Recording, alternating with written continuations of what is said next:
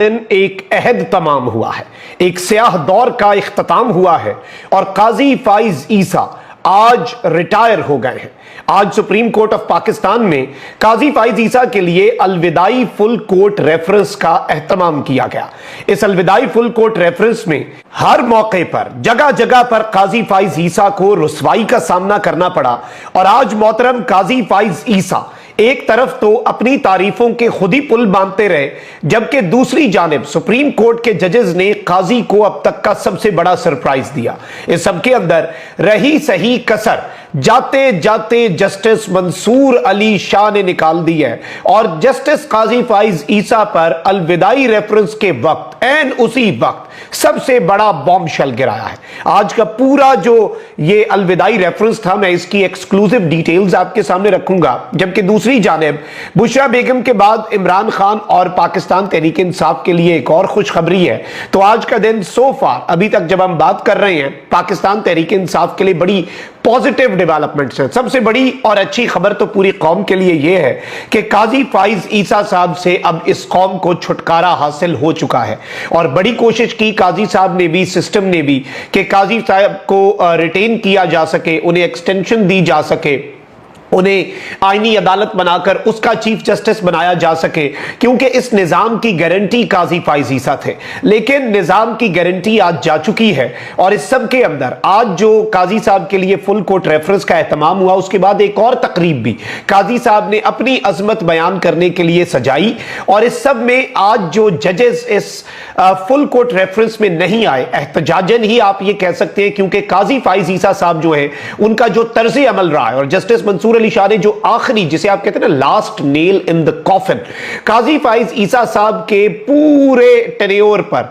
आज जस्टिस मंसूर अली शाह साहब ने जो आखिरी ठप्पा लगाया ना, जाते जाते जो मेडल दिया है काजी साहब को, खत खेलने वाले काजी को जो आखिरी खत मिला है, यह काजी साहब का पीछा करेगा।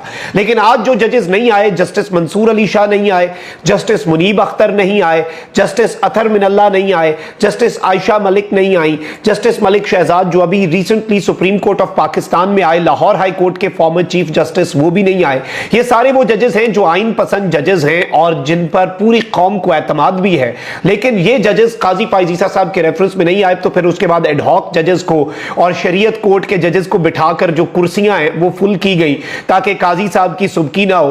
काजी साहब ने भी अपनी तकरीर की और काजी साहब बड़े, यानी इसमें बार काउंसिल के नुमाइंदे तकरीर करते हैं, उन्होंने काजी साहब की तारीफों के पुल बांधे, अंजुमन सताइश बामी थी और उसके बाद जस्टिस याहिया अफरीदी ने बड़े ही लाइटर अंदाज में काजी साहब जो हैं उनके हवाले से कुछ बातें की। एक जस्टिस याहिया अफरीदी ने कहा कि जी काजी साहब के गुस्से के वक्त सिर्फ अल्लाह ही मदद कर सकता है, इस पर सारे हंसे। फिर काजी साहब के बारे में कहा कि इनके सेंस ऑफ ह्यूमर को हम मिस करेंगे, ये बड़े मजाकिये थे जी, बड़े मजाइया बातें करते थे, बड़ी अच्छी बातें करते थे, इस पर भी सब हंसे। ऑल्दो आई थिंक कि ये तंज था, लेकिन बड़ी लाइटर नोट पे जस्टिस याहिया अफरीदी साहब ने अपनी बातें की।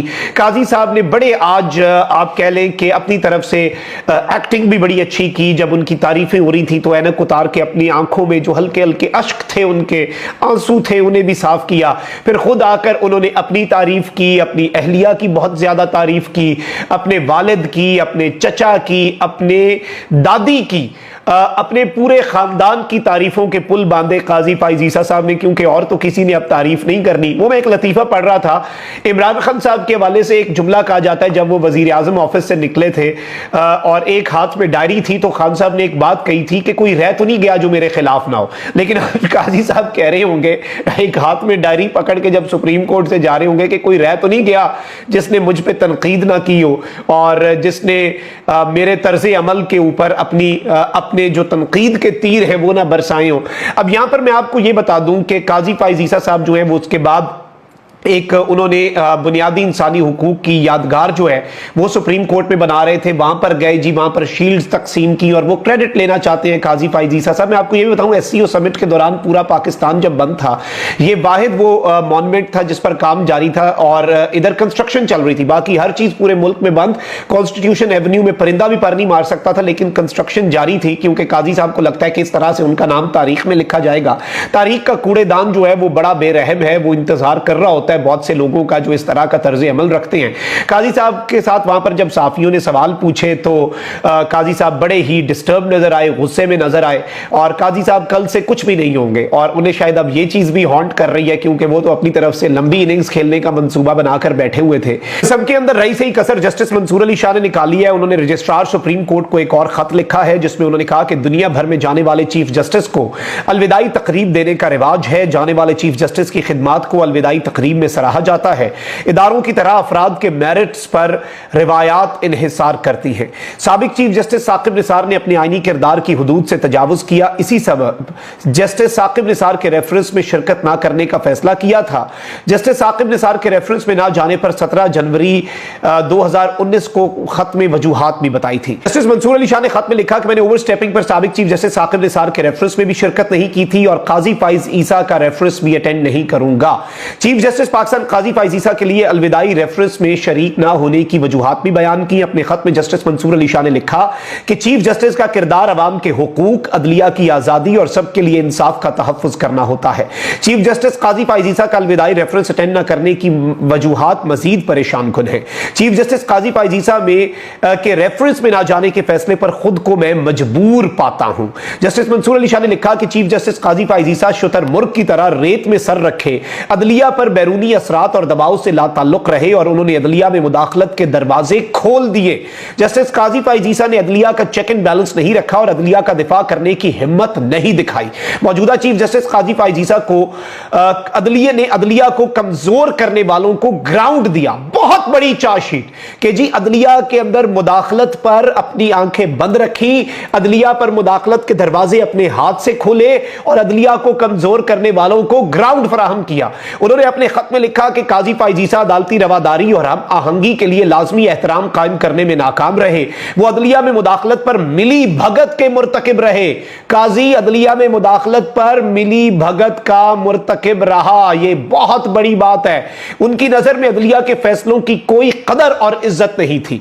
अपने खत में जस्टिस मंसूर अली शाह ने लिखा कि चीफ जस्टिस ने शर्मनाक अंदाज में कहा कि फैसलों पर अमल दरामद ना किया जाए। काजी फाइज ईसा ने अपने साथी जजेस में तफरीक पैदा की। जजेस में तफरीक के असरात ता देर अदलिया पर रहेंगे, ये इतनी आसानी से जाएंगे नहीं। उन्होंने मजीद लिखा कि फुल कोर्ट रेफरेंस में शिरकत और ऐसे दौर का जश्न मनाना पैगाम देगा कि चीफ जस्टिस अपने इदारे को नीचा कर सकता है। इदारे को नीचा करने के बावजूद समझा जाएगा कि ऐसा चीफ जस्टिस अदलिया के लिए मुअज़्ज़ज़ खिदमतगार रहा है। मैं ऐसे चीफ जस्टिस के रेफरेंस में शिरकत नहीं कर सकता। यह जो चार्जशीट जाते जाते जस्टिस मंसूर अली शाह ने काजी के ऊपर लगा दी है, यह काजी फाइज ईसा को इन द कमिंग डेज आप देखेंगे कि जिस तरह से हॉन्ट करेगी, आप इसका अंदाजा भी नहीं कर सकते।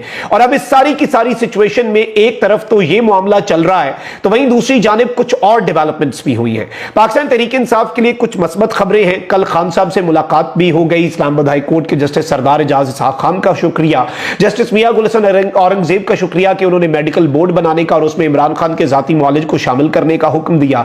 जस्टिस मियां गुल हसन औरंगजेब ने ही बुशरा बीबी को जमानत दी, वो रिहा हो गई हैं और इस वक्त खैबर पख्तूनख्वा हाउस में है। वहां पर उनके लिए एक अलग वजीर आला हाउस केपी जो है, वहां पर बुशरा बीवी के लिए अलग एनेक्सी और अलग से कमरा और अलग से स्टाफ जो है उसका इंतजाम भी कर दिया गया है। यहां पर मैं आपको बताऊं कि एक और अच्छी खबर यह है कि इंसदाद दहशतगर्दी इस्लामाबाद में ने इमरान खान साहब की बहन अलीमा खान उज़मा खान के खिलाफ डी चौक एहतजाज केस में जमानत की दरखास्तें मंजूर कर ली हैं।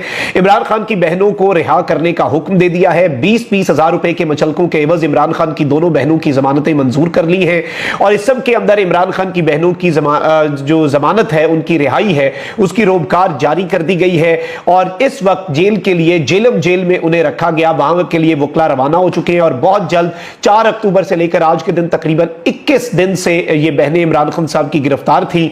ये इस वक्त हमने देखा है कि ये एक पॉजिटिव न्यूज आई है पाकिस्तान तहरीक इंसाफ के लिए और अच्छी खबरें, मस्बत खबरें आने का पीटीआई के लिए सिलसिला जारी है। Although all is not well, ये याद रखिएगा, सिस्टम अपने एंड पे आके ये चीजें मजबूरन सिस्टम को करनी पड़ रही हैं। वैसे all is not well for PTI. अभी भी इमरान खान साहब की जो हालत जार है उस पर मैं अगले ब्लॉग में कुछ चीजें आपके सामने रखूंगा। कमेंट सेक्शन में राय का इजहार जरूर करें। अपना बहुत ख्याल रखें। अल्लाह निगहबान। पाकिस्तान जिंदाबाद।